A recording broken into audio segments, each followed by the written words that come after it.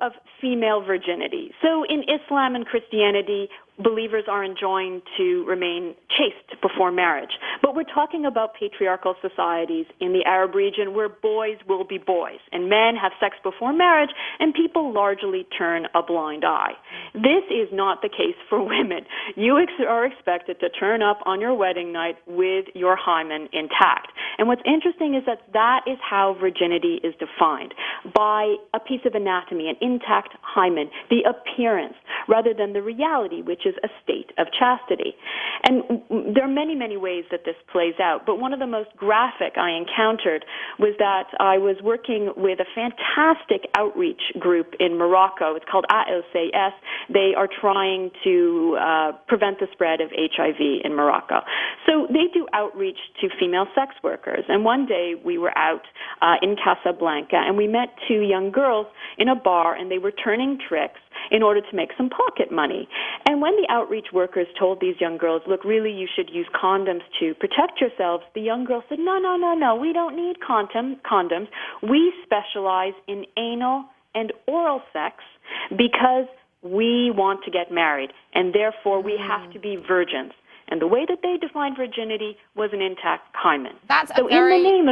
In the name of an intact hymen, they were opening themselves to a world of trouble, including HIV. So you do have a sort of sub-chapter, I suppose, in the book called The Sore Spot. And, that is referring to anal sex. And, can you speak a little bit more to the rising prevalence, or if there's a rising prevalence, of anal sex in the Arab bedroom? And also, perhaps allude to the surgeries that some women are undergoing in order to avoid it. About anal sex, about almost all sexual practices, we don't really have a handle, as it were, on the frequency. We don't have a Kinsey report for countries in the Arab region. We desperately need this sort of robust quantitative research which really transformed the discussion of sexuality in America and the West. We don't have that yet. We're hoping for this sort of freedom of thought and freedom of academic freedom in the years to come. Nonetheless, certainly anecdotally, one hears women complaining about anal sex.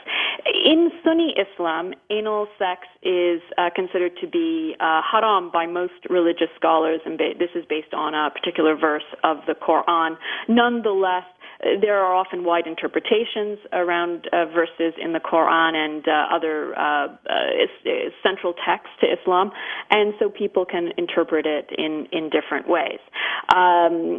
So certainly we do know in the case of young people that very often they are turning to anal sex in order to preserve the hymen. There are a number of other ways, measures that young women take to either keep their hymens intact or indeed try to restore a reasonable facsimile of a hymen.